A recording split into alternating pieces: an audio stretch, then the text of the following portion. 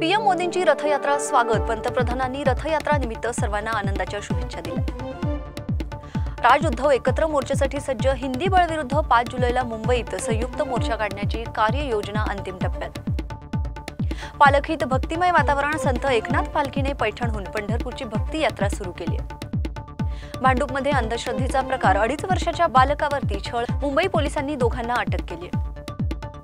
एसीचे तापमान 20 degree Celsius खाली ठेवण्यावरती आता बंदी नाही। केंद्र सरकार पुढील पर्यायांचा विचार करत असून नियम लागू होणार आहेत। दिल्लीमध्ये पाऊस, उन्हाचा सामना, तीव्र उष्णता आणि पावसाची शक्यता अशी अनपेक्षित हवामान स्थिती। इंडिया मान्सून झपाट्याने पसरत आहे। मान्सून देशात सामान्यपेक्षा 1 आठवड्याने लवकर मोसम परतलाय।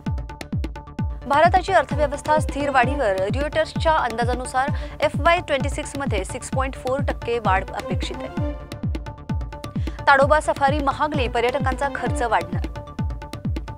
SCERT राज्य शाळांसाठी 3 भाषा तत्व जबरदस्ती, दिग्दर्शकांचा इशारा।